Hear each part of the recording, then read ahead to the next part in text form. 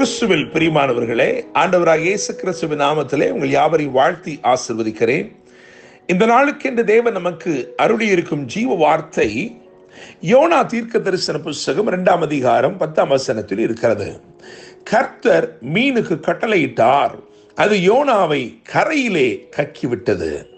என கேட்கிற தேவனுடைய பிள்ளைகளே, நீங்கள் 1ஆம் அதிகாரத்திலே 17ஆம் வசனத்தை கவனிக்கும் பொழுது யோனாவை விழுங்கும்படி ஒரு பெரிய மீனை கர்த்தர் ஆயத்தப்படுத்தி இருந்தார் என்று எழுதியிருக்கிறது. உங்களுக்கு தெரியும், யோனா ஒரு திசை மாறிய தீர்க்கதரிசி. தேவன் விரும்பும் இடத்திற்கு செல்லாமல் அவன் மனம் போன போக்கிலே அவன் செல்கிறான். ஆண்டவர் அவனை நினிவேக்கு போக சொன்னார். ஆனால் அவனோ தர்சீஷுக்கு போகிற ஒரு கப்பலை கண்டு கூலி கொடுத்து அதிலே ஏறி தேவ சித்தத்திற்கு விரோதமாய் பிரயாணித்தான். என கேட்கும் தேவனுடைய பிள்ளைகளே, வேதம் சொல்லுகிறது 1ஆம் அதிகாரத்தில் 4ஆம் வசனத்திலே, கர்த்தர் சமுத்திரத்தின் மேல் பெருங்காற்றை வரவிட்டார், அதனால் கடலிலே கப்பல் உடையும் என்று நினைக்கத்தக்க பெரிய கொந்தளிப்பு உண்டாயிற்று. தேவன் ஒரு காற்றை வரவிடுவார் என்றால் அது நிச்சயமாய் நம்மை உடைக்காது, நம்மை உருவாக்கும் காற்றாக இருக்கிறது. இந்த காற்று இந்த தீர்க்கதரிசியை உருவாக்கினது. என கேட்கிற தேவனுடைய பிள்ளைகளே, இந்த சூழ்நிலையில் அவன் கப்பலின் அடித்தட்டிலே போய் படுத்திருந்தான். சீட்டு அவன் பேருக்கு விழுந்தது. இதெல்லாம் உங்களுக்கு தெரியும். அந்த மனிதர்கள் அவர்கள் தீவிரமாய் கரை சேர்க்க முற்பட்டும் கடல் மும்முரமாக இருந்தபடினால் அவர்களால் கூடாமல் போயிற்று. எப்பொழுது தன் தவறை உணர்ந்தானோ, யோனா என்றைக்கு தான் தவறு செய்து விட்டேன் என்பதை புரிந்து கொண்டானோ, அப்பொழுது அந்த ஜனங்களை பார்த்து சொன்னான், இனிமேல் இந்த திசையில் நான் பிரயாணிக்க விரும்பவில்லை, என்னை எடுத்து கடலிலே போட்டு விடுங்கள் என்று சொன்னான். அதுதான் உண்மையான மனம் திரும்புதல். தேவனுடைய பிள்ளைகளே, தேவன் விரும்பாத ஒரு காரியத்தை இனிமே நான் செய்யவே கூடாது என்று எடுக்கும் தீர்மானம் தான் உண்மையான மனம் திரும்புதல். அவன் அப்படி சொல்லி அவர்களை பார்த்து சொன்னான், என்னை தூக்கி கடலிலே போட்டு விடுங்கள். யோனாவுக்கு தெரியாது தேவன் பெரிய மீனை ஆயத்தப்படுத்தி இருக்கிறார் என்று சொல்லி. ஆனால் கடலிலே விழுந்த அவனுக்காய் காத்திருந்த அந்த பெரிய மீன் அவனை அப்படியே விழுங்கிவிட்டது. என கேட்கும் தேவனுடைய பிள்ளைகளே, அந்த மீனின் வயிற்றிலே 3 நாள் இருந்தான் என்று வேதம் சொல்லுகிறது. ராப்பகல் 3 நாள் இருந்தான் என்று 1ஆம் அதிகாரம் 17ஆம் வசனத்தில் வேதம் சொல்லுகிறது. 3 நாட்கள் இருந்த அவன் அந்த மீனின் வயிற்றிலே இருந்து மனம் திரும்புகிறான், வருந்துகிறான், ஜெபிக்கிறான். அவன் ஜெபித்து முடிக்கிறான். அவன் ஜெபித்து முடிப்பதற்கு ஆமோதிக்கும் வண்ணமாய் ஆமேன் என்று ஒருவேளை மீன் சொன்னதோ எனக்கு தெரியவில்லை, கரையிலே கிடக்கிறான் இப்பொழுது யோனா. என கேட்கிற தேவனுடைய பிள்ளைகளே, இந்த மீனை தேவன் எதற்கு பயன்படுத்தினார் என்று சொன்னால், யோனாவை காப்பாற்றும்படிக்கு மாத்திரமல்ல, யோனாவை கரை சேர்க்கும்படிக்கும் இந்த மீனை கர்த்தர் ஆயத்தப்படுத்தினார். இந்த மீனை குறித்து சொல்ல வேண்டும் என்றால், இது கர்த்தரால் ஆயத்தமாக்கப்பட்ட மீன். இரண்டாவதாக, இது கீழ்ப்படுகிற மீன்.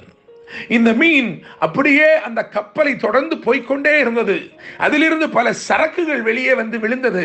ஆனால் அந்த மீனுக்கு தெரியும், இவைகளையெல்லாம் நான் விழுங்கக்கூடாது, நான் விழுங்கும்படிக்கு ஒரு மனிதன் வந்து விழுவான் என்று சொல்லி அது அப்படியே பின்பதாக போய்கொண்டே இருந்தது. இறுதியாக யோனாவை தூக்கி போட்டார்கள், உடனே விழுங்கினது.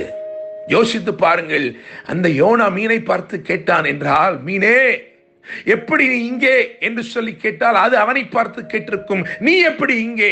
அவன் சொல்லியிருப்பான், நான் கர்த்தருக்கு கீழ்ப்படியாதபடினால் இங்கே வந்து விட்டேன்.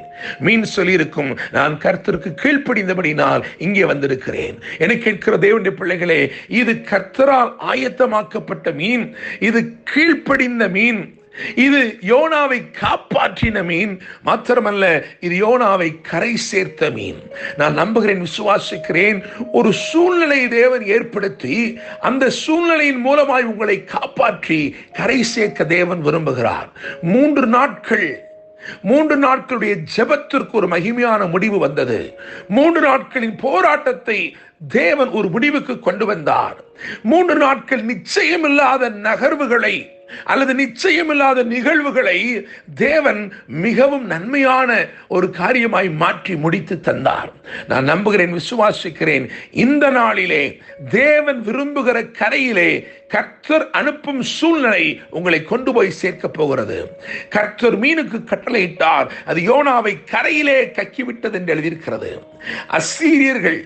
அசீரியர்கள் அங்கே குடியிருந்தார்கள். அதாவது நினிவே என்பது அசீரியாவின் தலைநகர். அந்த அசீரிய ஜனங்கள் ஒரு சொரூபத்தை வணங்கினார்கள். அந்த சொரூபம் எப்படிப்பட்டதாக இருந்தது என்றால், அதற்கு ஒரு மனுஷ தலையும் மீனுடைய உடலும் இருந்தது. அதைத்தான் நினிவே இலங்கிலும் வைத்து வணங்கிக் கொண்டிருந்தார்கள். இப்பொழுது கடலில் இருந்து ஒரு பெரிய மீன் கரை நோக்கி வருகிறது. அது வாயிலிருந்து ஒரு மனிதன் வந்து விழுகிறான். இதை பார்த்தவர்கள் ஏதோ இது தேவ செயலிடம் நினைத்து அவன் சொன்னதை கேட்டு சத்திய தேவனிடத்தில் திரும்பினார்கள். சுரூபங்களை எல்லாம் விட்டுவிட்டு சத்திய தேவனிடத்தில் மனம் திரும்பினார்கள். என்னை கேட்கிற தேவனுடைய பிள்ளைகளே, தேவன் உங்கள் வாழ்க்கையில் இருக்கிற எந்த தீமையா இருந்தாலும் அதையெல்லாம் நன்மையாக மாற்றி தேவ தீர்மானம் நிறைவேறும்படிக்கு அவைகளெல்லாம் தேவன் ஏற்படுத்தி அமைத்து தருவார். நான் நம்புகிறேன், விசுவாசிக்கிறேன். கர்த்தர் மீனுக்கு கட்டளையிட்டார், அது யோனாவை கரையிலே கக்கிவிட்டது என்று சொன்னது போல உங்களுக்காக ஆயத்தமாக்கப்பட்ட மீன் போன்ற சூழல்கள், தேவனால் ஏற்படுத்தப்பட்ட மீன் போன்ற காரியங்கள் உங்களை கர்த்தர் விரும்பும் கரையிலே கொண்டு போய் சேர்க்க போகிறது. நீங்கள் கர்த்தர் விரும்பும் கரையை அடையும் போது அது அநேகருக்குள் ஒரு பெரிய மாற்றத்தை ஏற்படுத்தும். இந்த வார்த்தைகள் மூலமாய் கர்த்தர் உங்களை ஆசீர்வதிப்பாராக. என்றும் அன்புடன் pastor Daniel Moses. God bless you.